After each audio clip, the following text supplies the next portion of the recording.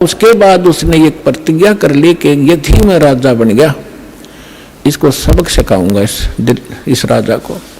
अब राजा की सपने भी नहीं पर मन में तो आवे है सब कही बात। उधर से क्या हुआ, उसने धन देखा, दोनों माँ बेटा खुशी का ठिकाना नहीं। लेकिन निर्देश जो महाराज ने दे रखा था वो याद रखा, कुछ धन निकाला, दूर देश में जाकर बेचा। वहां से क्या किया उसने, कुछ अपने साथी सैनिकों से कहा घोड़े लाया, पहले घोड़े लाया, घोड़े लाकर बेच दिया, तो उधर घोड़ों का व्यापार ज्यादा होता। तो लोगों ने सोचा इसका व्यापार में बहुत वृद्धि होगी, एकदम ही तो बहुत, एक दो घोड़ा लिया, फिर 10-10, 20-20 लाला बेचने लग गया।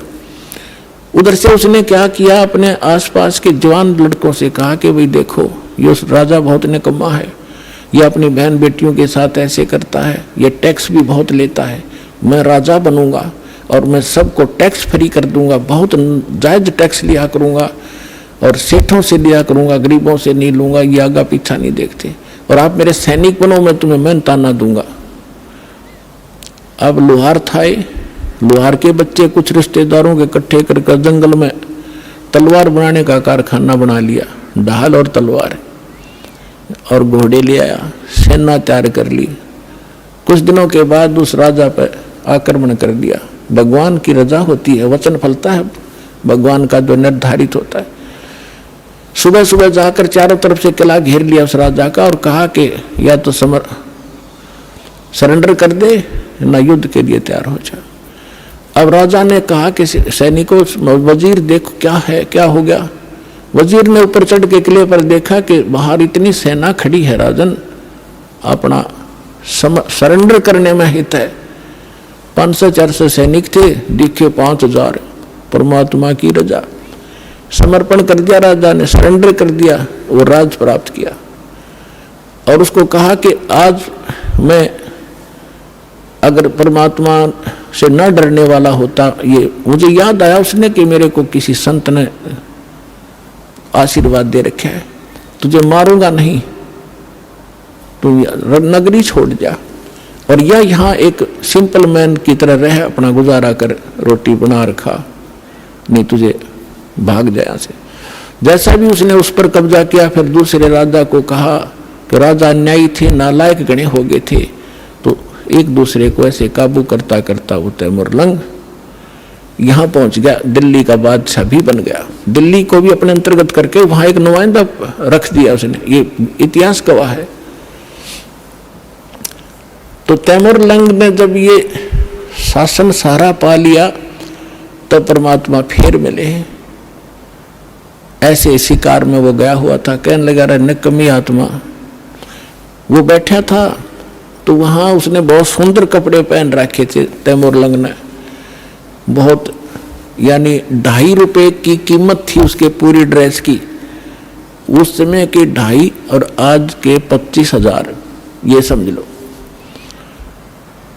तो परमात्मा वहां खड़े थे, उनका वहां खाना खुना सैनिकों का हो रहा था, शिकार के लिए राजा गया हुआ था, वहां बैठा था। तो आके परमात्मा भी किसी अन्य रूप में वहां खड़े हो गए। तो कहने लगे राजा आपकी क्या कीमत है। एक सामने एक व्यक्ति खड़ा होकर कह रहा है कि आपकी क्या कीमत है, कि आप ही बता दो मेरी क्या कीमत है। कि तेरी कीमत है 2.5 रुपये। राजा बोला गलत बोल रहा है, 2.5 रुपये का तो मेरा ही ड्रेस है। बोला इससे इसकी कीमत है, तो एक आने का भी को नहीं। निकम्मी आत्मा, तेरे को इसलिए ये राज्य दिया था कि कर्म फोड़ अपने।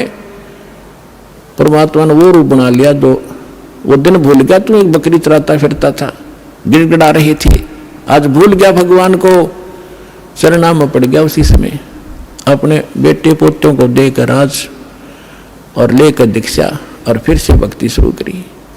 तो पुण्यात्माओं, सुदामा को एक ढूंढ बना दिया, एक छोटा सा मकान वो दे दिया, एक जीवन का गुजारा। तो क्या अमर हो गया वो। 7 पीढ़ी का राज दे दिया कबीर साहब ने, एक रोटी खा के, और फिर मोक्ष दिया उस प्राणी को। ये न्यारी ताकत है कबीर भगवान की। बोलो सतगुरुदेव।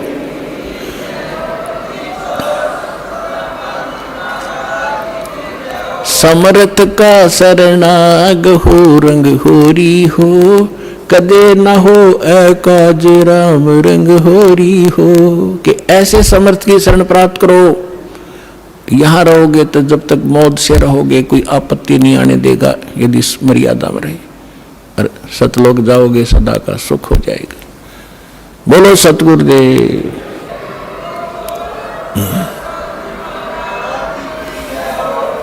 अब आपको कुछ भक्तों के अनुभव सुनाएंगे, ये सुनना, ये आपको बहुत दृढ़ करेंगे।